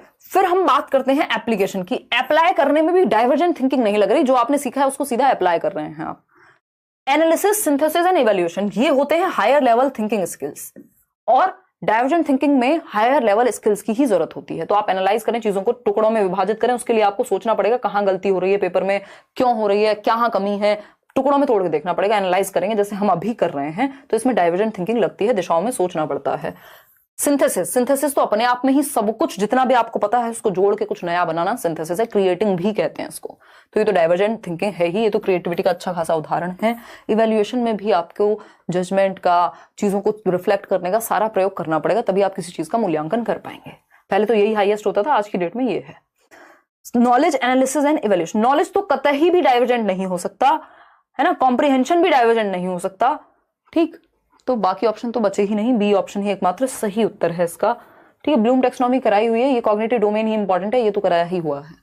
एक और सवाल आपके सामने है जिसको देख के आपको घबराना नहीं है। क्वेश्चन नंबर 14 देखिएगा फटाफट से, टाइम टेकिंग है थोड़ा सा ये, बट इसीलिए आपको अलग अलग सेट से प्रैक्टिस थोड़ी कर लेनी है, ठीक है जी। हाँ, पेपर 1 पेपर 2 दोनों के लिए है हेमलता जो नोट्स प्रोवाइड किए हैं, और उन नोट्स में जो महत्वपूर्ण से भी ज्यादा महत्वपूर्ण चीजें हैं वो हैं जो आती ही हैं, है ना। क्योंकि मान लीजिए अभी जैसे किसी ने ये टॉपिक बताया था, मैंने यहाँ लिखा हुआ है डी सजेस्टोपीडिया, अब ये एक बार अगर पेपर में आया 1 नंबर में, तो ऐसे 1-2 क्वेश्चन जरूर मिलेंगे जो पहले शायद कभी देखे भी ना हो, तो उसके लिए दुखी नहीं होना उस टाइम पे। एक्स्ट्रा में अगर टाइम है पढ़ के जाओ, सब कुछ अच्छी बात है, लेकिन अब लास्ट टाइम क्योंकि चल रहा है तो इसलिए नोट्स में वही चीजें हैं जो बहुत जरूरी हैं, जो बार बार रिपीटेडली आती हैं, जो आपको स्कोर अच्छा करा सकती हैं। तो 1-2 क्वेश्चन का तो आपको मार्जिन लेके चलना पड़ता है कि भैया ये हो सकता है कि नए आ जाएं या अलग आ जाएं या हमसे सॉल्व ना हो पाए, बट जो जरूरी है, जो आता है हर बार, वो गलत करोगे तो फिर कोई बचाव नहीं है दुनिया में। सी ऑप्शन कह रहे हैं 84% लोग, चलिए समझते हैं। टू सॉल्व 76 into 32, यानी 76 को गुणा करना है 32 से। A student uses the following method, student क्या करता है, एक मेथड प्रयोग करता है 76 into 32 करने के लिए। वो 70 + 6 लिखता है ब्रैकेट में और मल्टीप्लीकेशन लगाता है, 30 + 2 कर देता है, ठीक है, कोई दिक्कत नहीं है। 70 into 30 + 6 into 30 ऐसे करते थे ना हम लोग, दोनों को एक एक से करेंगे मल्टीप्लाई, फिर जोड़ेंगे, फिर ये करेंगे, टोटल जो जोड़ है वो सॉरी गुणनफल है वो निकल करके कितना आ रहा है, इतना आएगा, ठीक है ना। ये यहाँ पे एक बार ही हटा दीजिएगा, ये टाइपिंग मिस्टेक हुई है, 180 के बीच में जोड़ का निशान लगेगा, ठीक है, हिंदी में देख लो एक बार, ठीक है। तो कुल मिला के अगर आपको मान लीजिए कुछ नहीं पता, हम मान लेते हैं आपको नहीं बताइए क्या प्रॉपर्टी है, क्या चल रहा है, आपके सर में दर्द हो गया इसको देख के, हालांकि होना नहीं चाहिए क्योंकि तोड़ के ही लिखा है, बस अलग अलग वे में लिख दिया है कि इसको ऐसे भी कर सकते हैं, मल्टीप्लिकेशन का ये भी तरीका हो सकता है। आपको या तो सिंपल गुणा करनी आती हो, अगर तेज है आपकी गुणा, नहीं तो आपने देख लिया कि हाँ बच्चे ने आंसर तक पहुंच गया डिफरेंट तरीके से, इसको देख के वैसे भी पता चल जाएगा कि डाइवर्जेंट थिंकिंग लगाई है बच्चे ने, ठीक। For the above method which of the following statements is true, यानी कौन सा एक स्टेटमेंट सही है ऊपर दिए गए मेथड के लिए। तो या तो आप इस मेथड को देख के समझ जाएं कि बच्चे ने ब्रेक करके अलग अलग तरीके अपनाए हैं, या फिर अगर आपको कुछ समझ नहीं आ रहा और आप कोई मल्टीप्लिकेशन आपकी तेज है करके देखना चाहते हैं, ज्यादा समय है पेपर में, तो ये करके देख लीजिए, अगर आंसर सही आ रहा है इसका मतलब बच्चे ने कोशिश तो की है। आते हैं फर्स्ट ऑप्शन पे, informal techniques of problem solving should be discouraged, यानी अधिगमकर्ताओं में समस्या समाधान की अनौपचारिक तकनीक, यानी जो औपचारिक नहीं है, जिनको हम जनरली क्लासरूम में यूज नहीं कर रहे हैं, तो हम बच्चों को अल्टरनेटिव मेथड से सॉल्व ही नहीं करने देंगे, तो ये गलत है। डिस्करेज नहीं करेंगे, एनकरेज ही करेंगे, उसको सोचने का मौका देना है। Student does not have conceptual knowledge of multiplication, ऐसा होता तो फिर वो इतना दिमाग कैसे लगाता। The method used by student reflects her understanding of the properties of multiplication की प्रॉपर्टीज कैसे वर्क करती हैं ये पता है बच्चे को, ये दर्शाता है। चलिए पॉजिटिव लग रहा है। Student will get 0 marks in written test for using this method. अब वो वाला टीचर आपको नहीं बनना है कि बच्चा अगर ऑल्टरनेटिव थिंकिंग प्रयोग कर रहा है, डाइवर्जेंट थिंकिंग प्रयोग कर रहा है तो आपका नहीं, मैंने जैसे बताया था वैसे तो किया नहीं, एक शब्द चेंज कैसे किया, चलो 2 नंबर कट गए, ये नहीं करना। तो C option is the right answer. आगे बढ़ेंगे और उसको समझा सकते हैं कि ठीक है ये सारी चीजें आपको पता है, अच्छी बात है, तो उस पर चर्चा कर सकते हैं। लेकिन किया तो उसने सही ही है सॉल्व। क्वेश्चन नंबर 15 देखिए, ये बहुत बार पूछा जाता है जियो बोर्ड पे question. The most appropriate reason for introducing geoboard based activities could be, यानी जियो बोर्ड पर आधारित क्रियाकलापों से परिचय देने के लिए उपयुक्त कारण हो सकता है। यानी जियो बोर्ड बेस्ड एक्टिविटीज जो हम कराते हैं उसका रीजन क्या होगा, ये पूछा है। केडी कह रहे हैं मैम जब मैं स्कूल में थी तब FA क्या पूछ रहे हो भाई, ऐसे थे क्यों होता है, अब समझ में आ रहा है। हाँ वेरी गुड, यही तो दिक्कत है ना हमारे साथ, हम सिर्फ किताबों में रह जाती हैं बहुत सारी चीजें जो कि रहनी नहीं चाहिए, बट उसको नए लोग ही चेंज करेंगे, थोड़ा थोड़ा अप्लाई करने की कोशिश करेंगे। 2018 से जुड़ा हुआ हूँ आपसे, अमानत शेख कह रहे हैं, और पेपर 1 में 111 नंबर है, पेपर 2 में 99, बट बिहार में RJD ने धोखा दे दिया गर्लफ्रेंड की तरह। अच्छा, वैकेंसी नहीं निकाल रहा है, आप ही रख लो, सिर्फ खाना दे देना। अमानत, ये जो आपने DP लगाई हुई है मैकबुक के साथ, इसके बाद लग नहीं रहा आपको खाना देने की जरूरत है, हमें ही आना पड़ेगा उल्टा, है ना। और अगर हम बात करें, है ना, ऐसा नहीं है किसी को बच्चों को पढ़ाओ आसपास, इतना तो ये पढ़ाना ही तो है स्कूल में जाके भी फाइनली, तो ईगो पे लेना है कि जब तक सरकारी नौकरी नहीं मिलेगी तब तक पढ़ाएंगे नहीं, कहीं पढ़ाने से कुछ नुकसान तो होगा नहीं मेरे ख्याल में। और दूसरी बात रही जब निकलेगी वैकेंसी, अभी तो और क्या ही कर सकते हैं। बात रही गर्लफ्रेंड के धोखा देने की, ऐसा नहीं है, इसका वाइस वर्सा भी ट्रू हो सकता है ना। ऐसे जेंडर स्टीरियोटाइपिंग नहीं करनी है, ठीक है ना, वेट कर लो, कोई बात नहीं, ठीक है। चलिए आते हैं, समझते हैं। खतरनाक लोग हो आप लोग, हैं कुछ और नहीं मिलता, 100 रुपए के सुपर चैट करके ये कह रहे हो यहाँ रख लो खाना खाने के लिए, कैसी बातें करते हो यार, अच्छा मजाक है। देखो एक बार, अगर हम बात करें क्वेश्चन नंबर 15 की, the most appropriate reason for introducing geoboard based activities. Geoboard क्या होता है, बेसिकली ज्योमेट्रिकल शेप्स को समझने के लिए एक बोर्ड होता है जिसपे आप नेल्स लगा करके, मतलब वो जो कीले या जो पिन्स होती हैं उनका यूज करके आप ऐसी शेप्स दिखा सकते हो बच्चों को, और ये कॉन्क्रीट रूप में कि बच्चों को समझ में आ जाए, अच्छा ट्राइंगल की शेप बनानी है, ऐसे बन सकती है, ये ऐसा ट्राइंगल होता है, ये 4 शेप का स्क्वायर होता है, मतलब 4 साइड इक्वल है तो ये स्क्वायर है। फिर अगर हम बात कर रहे हैं ये आपका रेक्टेंगुलर है, इस तरह से आप डिफरेंट चीजें दिखा सकते हो, जो ज्योमेट्रिकल शेप्स हैं बेसिकली वो आप दर्शा सकते हो जियो बोर्ड पे। ये बात हमें समझ में आ गई, अब फिर से सॉल्व करने की कोशिश करो, इस बार हो जाएगा, ठीक है जी। बाकी अमानत धन्यवाद, आप 2018 से जुड़े हुए हैं, आप लेट्स लर्न की अमानत हैं, बहुत ही अच्छा लगा जान करके। पागल हो गए क्या लोग, में ऐसे होता है, देखो बेरोजगारी में थोड़ा दिक्कत हो जाती है। देखो एक बार आयशा कह रही है 100 मुझे दे देता ब्रो। आयशा ब्रो कह के तो बिल्कुल नहीं देगा वो, ठीक है। चलो खैर कोई बात नहीं, छोड़ो इन बातों को। अगर हम बात करें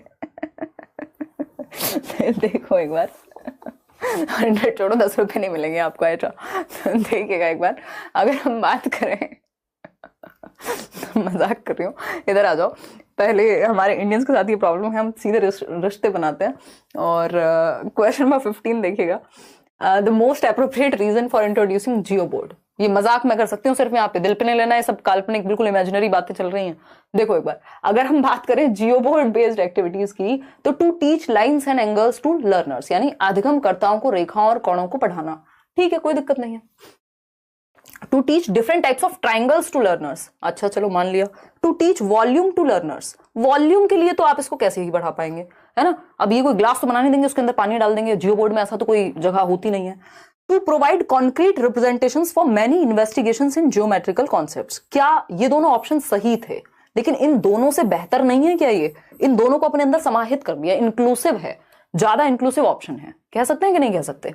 तो विभिन्न ज्यामितीय अवधारणाओं की जांच अन्वेषण के लिए मूर्त प्रदर्शन देना, यानी to provide concrete representation. Concrete representation क्या है? आपने ट्राइंगल कहा 3 साइड्स होती हैं, आपने कहा कि स्क्वायर होता है 4 साइड्स इक्वल होती हैं, ये कह दिया आपने। लेकिन जब आपने इस पिक्चर के थ्रू ये दिखाया या जियो बोर्ड का इस्तेमाल करके दिखाया, तो ये चीज अब तक एब्स्ट्रैक्ट थी जब आप कह रहे थे 4 साइड्स जिसकी इक्वल हो, ट्राइंगल ये होता है ये होता है। लेकिन जब आपने दिखा दिया तो ये कॉन्क्रीट मटीरियल बन गया, ये कॉन्क्रीट रिप्रेजेंटेशन हो गई, ये मूर्त प्रदर्शन हो गया कि आपने रिप्रेजेंट करके दिखा दिया कि ये चीजें असलियत में कैसी होती हैं। तो ये एक अच्छा टीचिंग लर्निंग मटेरियल बन गया आपके केस में। बिल्कुल सही बात है, गलत तो नहीं है ये बात, ठीक है ना? तो जिससे आप ज्योमेट्रिकल कॉन्सेप्ट्स के लिए यूज होता है। सही है बात, गलत है? बिल्कुल सही है। आगे बढ़ेंगे नेक्स्ट क्वेश्चन पे। Question number 16। क्वेश्चन नंबर 16 देखिएगा, फटाफट से जवाब दीजिएगा। बस सबकी नींद खुल जाती है, एक बार गर्लफ्रेंड बॉयफ्रेंड बोल दो कोई आके पोल में या कोई सुपर चैट में, बस इनको एकदम आंखें खुल जाती हैं, तुरंत पढ़ने पे ध्यान पूरा वापस आ जाता है, हैं? सिर्फ कल्पना की और कल्पनाशीलता की बातें हैं, बहुत। सिर्फ कल्पना करें और कल्पनाशील बने। वाह वाह रजनी, वाह, गजब कर दियो यार, आप तो सच में क्रिएटिव निकले। बहुत ही बढ़िया, बहुत ही बढ़िया। हिमांशु में मुझे अपना मोबाइल दे दो, मनीषा कह रही है। मनीषा आप बहुत ही बेहतर करें जीवन में, ऐसे 4 मोबाइल आप मुझे दें, ठीक है? मजाक कर रही हूँ यार। देखो एक बार पढ़ लो, फालतू बातें सारी करनी है इनको। क्वेश्चन नंबर 16 देखो, which of the following represents the correct sequence of development of geometrical understanding according to van Hiele's theory. Van Hiele आ चुके हैं जिनसे सबको बुखार चढ़ता है देख करके। वैन हील की थियरी आपको नोट्स में भी मिलेगी और मैराथन सेशन में भी हम डिस्कस करेंगे।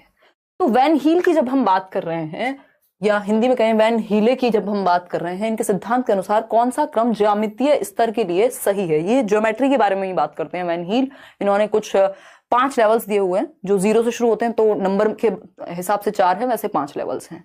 कि आप पहले सबसे पहले देखते हैं तो खुद बताओ, फिर तो आंसर ही पता लग जाएगा आपको अगर मैंने कुछ बता दिया तो। बताइए फटाफट से। बहुत ही बढ़िया, आप लोग इतनी संख्या में अभी जुड़े हुए हैं, लगभग 30,000 लोग। 10 बजे रात के, 10:15 बजे जब सोना होता है आपको। सामने से पढ़ने में बहुत मजा आएगा। हाँ मिलेंगे अभी जल्दी ही ऑफलाइन क्लास दिल्ली में हम फ्री देने वाले हैं आपको सीटेट के लिए। देखिएगा, तैयार रहिए आप अपना टिकट विकेट करा के। पेपर की डेट कब तक होगी क्लियर नहीं है, कब होगी वो यार। 2nd वीक से पहले तो दिव्यांशी होता हुआ नजर नहीं आ रहा एग्जाम आपका, यानी 15-16 से पहले तो नहीं नजर आ रहा। और आज किसी ने मुझे मेल भी किया हुआ था कैलकुलेट करके कुछ, तो उनके हिसाब से देखा जाए तो वो 19 बता रहे थे, जो कि लॉजिकल भी लग रहा था। उसके रीजंस हैं जो इन्होंने डेट्स दी हुई है एप्लीकेशन की एंड ऑल। तो 2nd वीक से पहले तो वैसे भी नजर नहीं आ रहा था, क्योंकि 3 तारीख तक तो आपका अभी वही सब चलेगा। फिर 2nd वीक से पहले नहीं होगा मेरे ख्याल में, है ना? 16 से पहले, 16 के बाद ही बात मानो। मोहम्मद आरजू कह रहे हैं मैम, और उन्होंने वैसे भी लिखा हुआ जनवरी तक चलेंगे ही मैम। मैं और अंकल वकारुद्दीन अंकल आपकी लाइव क्लास कर रहे हैं मैम, हम लोग आशीर्वाद दीजिए, हम लोग पास हो जाएं। अंकल का शादी सीटेट के लिए रुका हुआ है। आई अंडरस्टैंड मोहम्मद आरजू। देख रहे हो, ये होती है सभ्यता, संस्कृति। देख पा रहे हो, मेहनत कर रहे हैं अंकल। लेकिन नहीं, अभी क्या नाम था उनका, नाम ही भूल गई मैं तो, मन्नत आई थिंक, कुछ तो नाम था, छोड़ो। अमानत को तो बुरी बुरी बातें कहनी है। देखो एक बार, अगर हम बात करते हैं बी ऑप्शन की, तो बिल्कुल मेरी तरफ से ऑल द बेस्ट है भाई मोहम्मद। देखिए, वैन हील की थियरी का सीक्वेंस बता दो, सारी बात खत्म हो जाएगी। Recognition, relationships, analysis, deduction, axiomatics. Recognition, इसको विजुअलाइजेशन भी कहते हैं। जब आप शेप देखते हैं तो आपको समझ में आ जाता है, मतलब आप डिफरेंस कर पाते हैं। बेसिकली शेप के आधार पे आप चीज देखते हैं। आपके लिए सर्कल भी सर्कल है और आपके लिए ओवल भी सर्कल ही जैसा होता है, तो आप शेप या विजुअलाइजेशन के बेसिस पे समझते हैं चीजों को। फिर आप इनकी प्रॉपर्टीज में डिफरेंसेस समझने लगते हैं, तो आप एनालाइज करने लगते हैं। फिर आप देखते हैं रिलेशनशिप दोनों में क्या है, अगर जो स्क्वायर है और ट्राइंगल वो है रेक्टेंगुलर, तो इनमें क्या रिलेशनशिप होता है, कैसे आप इसको समझेंगे। फिर उसके बाद आता है डिडक्शन और एक्सियोमेटिक्स। बात तो ठीक लग रही है, बी ऑप्शन ही आप लोग कह भी रहे हैं। मैं आपको दिखा देती हूँ वैन हील की थियरी। ये थोड़ा सा फैक्चुअल क्वेश्चन हो गया, ये या तो आपको पता है या तो आपको नहीं पता है। देखिएगा एक बार, इस पे हालांकि हम चर्चा अलग से भी करेंगे। सबसे पहला होता है शेप्स, इसी को विजुअलाइजेशन कहते हैं। 0 लेवल है ज्योमेट्रिकल शेप्स को पढ़ने के लिए, ये सारे लेवल्स इन्होंने दिए हैं। तो शेप्स जिसको उन्होंने विजुअलाइजेशन कहा था वहां पे, या रिलेशनशिप्स जैसा कोई एक वर्ड आई थिंक दिया होगा, रिकॉग्निशन, कि आप पहचान पाते हैं शेप के बेसिस पे, विजुअलाइज कर पाते हैं कि ये ट्राइंगल है या जो भी है। मतलब आप शेप, आप सर्कल को भी गोल ही मानते हैं और आप ओवल को भी गोल ही मानते हैं। शेप के आधार पे आप देखते हैं। आपको जब आप छोटे बच्चे हैं और आपको प्रॉपर्टीज का नहीं पता होता, तब की बात चल रही है। फिर आती है बात किसकी, क्लासेस ऑफ शेप्स की, यानी अब आप एनालाइज करना सीखते हैं क्या प्रॉपर्टीज होती हैं शेप्स की, तो एनालिसिस आता है। फिर उसके बाद जाकर के आप पहुंचते हैं इनफॉर्मल डिडक्शन पे, ठीक है, जहां आप रिलेशनशिप भी देख पा रहे हैं प्रॉपर्टीज के बीच और समझ पा रहे हैं कि कहानी चल क्या रही है, इसी को रिलेशनशिप्स कह रहे थे हम। फिर आपका एक्सियोमेटिक आ जाता है, जो कि यहां पे अगर हम देखेंगे, वैसे यहीं तक क्वेश्चन आता है, डिडक्शन तक ही जनरली, उसके आगे आता नहीं है, तो यहीं पे कहानी खत्म हो जाएगी। इसको अलग से भी करने वाले हैं हम, एक बार इसको पढ़ लेना क्योंकि इजी है, अगर आप पढ़ोगे इसमें छोटी छोटी चीजें लिखी हुई हैं। क्वेश्चन नंबर 17 देखिएगा, क्वेश्चन नंबर 17, और थोड़ा याद करने वाला भी है ये टॉपिक, देखिएगा क्वेश्चन नंबर 17 देखिएगा। इतने में आपके सुपर चैट पढ़ लेती हूँ। Neha Topo, thank you ma'am, 1 month आपके वीडियोस देखकर ही मेरा सीजी टेट क्लियर हो गया, होप कर रहे हैं अब सी टेट भी हो जाएगा। कोई और भी क्वेश्चन था यार, वो तो छूट ही गया, पढ़ा था तुमने? हाँ बिल्कुल होगा, सी टेट तो होगा ही जब सीजी टेट भी हो गया। नेहा बस पढ़ते रहो लगातार। देखिएगा 17 का बी कह रहे हैं लोग, समझते हैं। अगर हम बात करें क्वेश्चन नंबर 17 की, तो विच of the following statement is not correct, यानी कौन सी एक बात सही नहीं है नेचर ऑफ मैथमेटिक्स, यानी गणित की प्रकृति के बारे में। नेचर ऑफ मैथमेटिक्स पहला टॉपिक है, अगर आप पेडागोजी उठा करके देखते हैं, और it is a science of space, magnitude and measurement. चलिए ठीक है। Mathematical knowledge is exact, systematic and logical. हाँ एग्जैक्ट होती है, सिस्टमैटिक होती है, लॉजिकल होती है। 2 + 2 4 ही होंगे, कुछ और नहीं हो सकते। पेडागोजी में ऐसा नहीं होता। जबकि mathematical language is well defined and clear, ये भी बात सही है, टू द पॉइंट होती है। All axioms and postulates are proved facts in mathematics, ये कहना यहां बिल्कुल गलत होगा, क्योंकि एक्सियोम्स और पोस्टुलेट की जब हम बात करते हैं तो ये दोनों ही क्या है, अज्यूम्ड ट्रुथ्स हैं, मान लिए गए हैं कि ऐसा सही होता है ना। ये कोई ऐसा नहीं है कि ये फैक्ट्स हैं, ये मान लिए गए हैं, अज्यूम्ड हैं कि ऐसा होता है, ठीक है। पोस्टुलेट्स के केस में क्या है कि ये ज्योमेट्रिकल कॉन्सेप्ट्स के बारे में अवधारणाएं होती हैं, एक्सियोम्स बाकी अर्थमेटिकल जितने भी अदर देन ज्योमेट्री अवधारणाएं होंगी जिनको हम मान लेते हैं, उनको एक्सियोम्स या पोस्टुलेट्स कहा जाता है कि हाँ भैया ये सिद्धांत पड़ गया या ये चीज ऐसे ही होगी। तो D option is the right answer. ये दोनों फैक्ट बिल्कुल नहीं होते। क्वेश्चन नंबर 18, मतलब हमेशा फैक्ट हो ये तो जरूरी नहीं है। क्वेश्चन नंबर 18 देखिएगा और समझते हैं। पोल में आप जवाब देंगे फटाफट से। क्वेश्चन नंबर 18 क्या कहता है, in a math unit test miss Fatima has included a question. Question क्या इंक्लूड किया मिस फातिमा ने, जो कि टीचर हैं। If the sum of 2 numbers is 17, यानी 2 संख्याओं का सम जो है 17 है, 2 संख्याओं का योग। What are the numbers, this is an example of. 2 संख्याओं का योग कितना है, 17।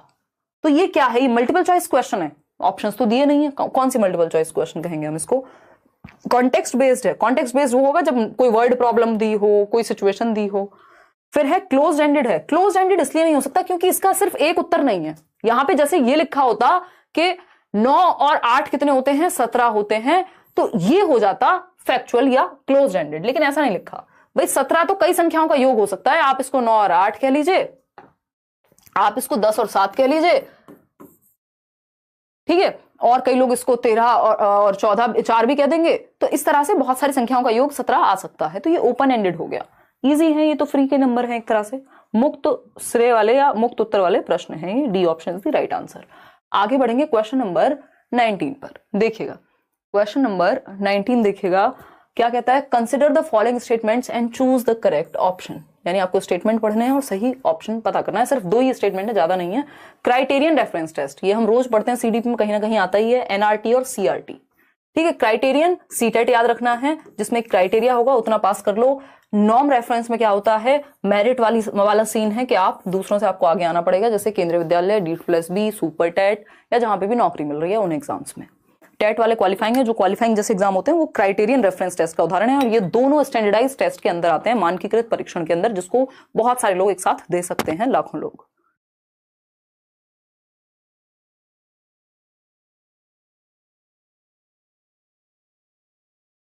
और मानकीकृत परीक्षणों का जो विशेषता है, यानी स्टैंडर्डाइज टेस्ट की जो कैरेक्टरिस्टिक्स हैं वो क्या हैं, एक तो ये वैलिड होते हैं, यानी जिस उद्देश्य के लिए बनाए गए हैं उसी उद्देश्य पे काम करेंगे। रिलायबल होते हैं, कितनी भी बार आप चेक कर लीजिए रिजल्ट सेम आएगा, और इनमें ऑब्जेक्टिविटी पाई जाती है, यानी ऐसा नहीं है कि आंसर कुछ का कुछ हो जाए। मैम मेरा कर्नाटका टेस्ट जस्ट 3 मार्क्स से रह गया ड्यू टू कंफ्यूजन, अभी मुझे किसी हालत में सीटेट क्लियर करना है, मुझे आपकी बहुत दुआ की जरूरत है, दवा की जरूरत है आशिया, आपको दुआ से ज्यादा। और मान लिया बिल्कुल, मतलब दुआएं ऑफ कोर्स मेरे साथ हैं, मतलब मेरी साथ ही हैं आप सभी के आशिया। इसमें आपको एक तो नोट्स मल्टीपल टाइम्स पढ़ने हैं, जितना हो सके ऑनलाइन पेपर सारे बिल्कुल अच्छे से एनालाइज कर लो। वो कंफ्यूजन 2-3 मार्क्स से रहने का मतलब है कि अभी मेहनत इतनी करनी थी कि 10 नंबर ज्यादा आते, फिर वो रहता नहीं है एटलीस्ट। देखिएगा डी ऑप्शन कह रहे हैं आप लोग, only statement B is correct. पढ़ते हैं, reference test, criterion reference test assessment is to evaluate the learning of the students with respect to a criteria, यानी एक मानदंड संदर्भित आकलन विद्यार्थियों का किसी मापदंड के आधार पर मूल्यांकन करना है। यानी कोई एक क्राइटेरिया सेट है कि भैया 60% नंबर ले आओ सीटेट में, नंबर आ जाए 90 आपके 150 में से तो आप हो गए पास। ये क्या है, क्राइटेरिया सेट है अगेंस्ट अ क्राइटेरिया। ये मैंने नोट्स में दिया हुआ है, आज आई थिंक आपको मिले हैं जो इंग्लिश पेडागोजी के नोट्स।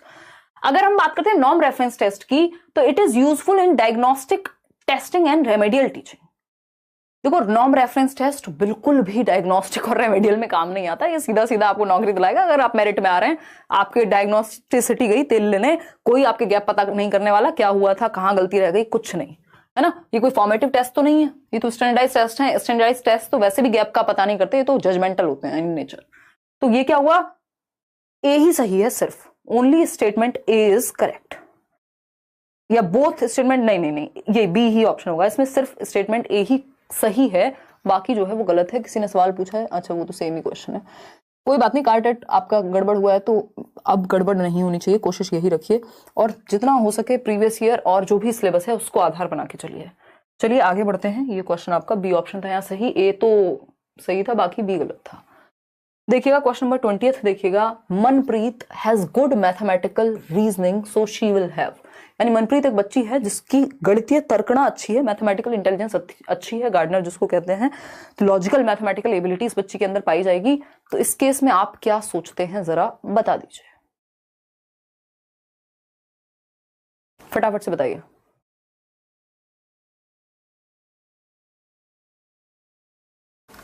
बताइए। कोई बात नहीं, अगर पहली बार ये सेशन लगा रहे हो मैथ्स का तो थोड़ा तो गलत होगा ही ना। इनको मल्टीपल टाइम्स समझ के रिवाइज करके एक एक ऑप्शन को बार बार पढ़ना है इन 30 क्वेश्चंस के। एक तो ये चुने हुए क्वेश्चंस है, ऐसा नहीं है कि ये एमआई वाले क्वेश्चंस नहीं है। देखिएगा मनप्रीत एक बच्ची है जिनके पास अच्छी गणितीय तर्कणा है, रीजनिंग एबिलिटी है, मैथमेटिकल एबिलिटी है। तो ये क्या करेंगी, ability to think logically and systematically, हाँ बिल्कुल सही बात है। रिकॉल करना कोई रीजनिंग में नहीं आता, तर्क में नहीं आता। मान लीजिए आप कोई चीज भूल रहे हैं तो उसका मतलब ये थोड़ी आपके तर्क में कमी है ना। Ability to do errorless calculation, अब क्या मतलब, बच्चों को रोबोट बनाना चाह रहे हैं कि जिसमें तर्क या जो इंटेलिजेंट होगा उससे कभी गलती नहीं होगी। Ability to recite mathematical formula correctly, यानी रट्टे लगा ले मैथमेटिकल कॉन्सेप्ट का, इसको तो मेमोराइजेशन स्किल कहेंगे। फिर तार्किक और व्यवस्थित रूप से सोचने की क्षमता होगी, सिस्टमैटिकली और लॉजिकली सोच पाएगी बच्ची, क्योंकि मैथमेटिकल और रीजनिंग एबिलिटी इसी के साथ